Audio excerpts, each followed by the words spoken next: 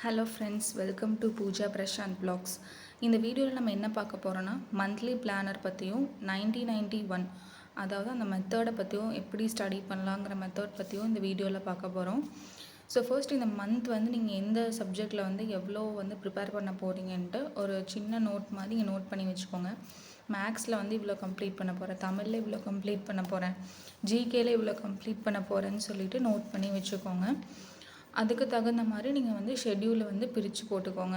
இப்போ கண்டினியூட்டி வேணும். இப்போ இந்த மந்த் ஒரு 5 டாபிக்ஸ் முடிக்கிறீங்கன்னா அதுக்கு அடுத்த மந்த் ஒரு 5 டாபிக்ஸ். இப்போ தமிழில் பார்த்திங்கன்னா இலக்கணமில் ஒரு 60 டாபிக்ஸ் இருக்குது. நான் 1 to 30 டாபிக்ஸ் இந்த மந்த் போட்டிருக்கேன்னா அடுத்த மந்த் 31 to 60 டாபிக் போட்டுருவேன். அந்த மாதிரி நீங்கள் பிரித்து ஒரு மந்த்லி பிளானரை ரெடி பண்ணிக்கோங்க. இந்த மந்த்லி பிளானரை ரெடி பண்ணிவிட்டு ஒரு செவுத்தில் ஒட்டி வச்சுக்கோங்க. ஒட்டி வச்சிட்டிங்கன்னா இப்போ நீங்கள் இப்போ டே 1 இந்த டாபிக் நான் கம்ப்ளீட் பண்ணணும் அப்படின்னு சொன்னால் டிக் பண்ணி வச்சுக்கோங்க. இப்போ மேக்ஸுக்குன்னு பார்த்தீங்கன்னா ஒரு 5 டேஸ்க்கு ஒரு டாபிக் போட்டு வச்சுக்கோங்க.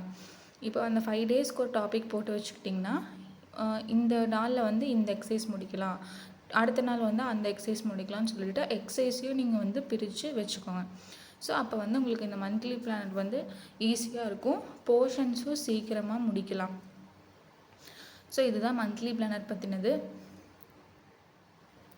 நெக்ஸ்ட் பார்த்தீங்கன்னா 1991 இது ஒரு study method.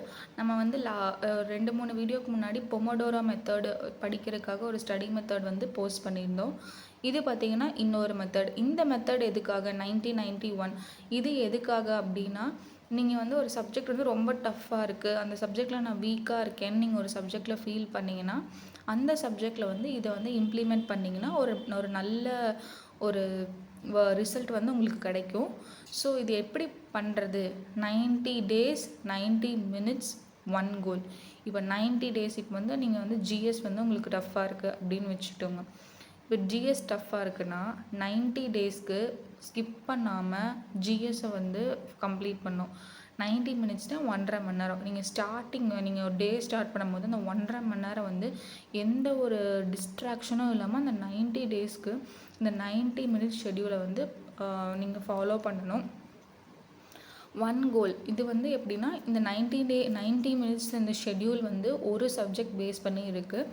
For maximum improvement இந்த மெத்தடை நீங்கள் ஃபாலோ பண்ணிங்கன்னா இதில் மேக்ஸிமம் இம்ப்ரூவ்மெண்ட் கிடைக்கும்னு சொல்கிறாங்க. ஆக்சுவலாக இது ப்ரூவ் பண்ணியிருக்காங்க.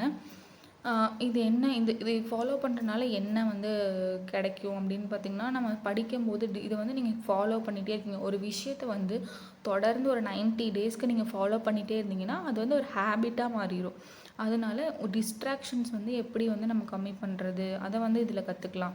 இது ஒரு ஸ்ட்ராங் ஹேபிட்டாக மாறிடும். இந்த 90 days 90 minutes நீங்கள் படிக்கிறது இது ஒரு ஹேபிட்டாக மாறிடும். நீங்கள் தொடர்ந்து ஒரு விஷயத்த பண்ணிகிட்டு இருந்தீங்கன்னா அது ஒரு ஹேபிட்டாக மாறிடும்.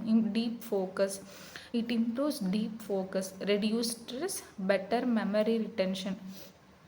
ஒரு சப்ஜெக்டை இன்டென்ஸாக டீப்பாக நீங்கள் ஒரு 90 minutes படிக்கிறீங்க, எந்த ஒரு டிஸ்ட்ராக்ஷனும் இல்லாமல் படிக்கிறீங்க அப்படின்னா அதோட மெமரி அது உங்கள் மைண்டில் போய் சேர்ந்து அந்த மெமரி ரொம்ப ஸ்ட்ராங்காக இருக்கும். அது அவ்வளோ சீக்கிரம் மறந்தும் போகாது.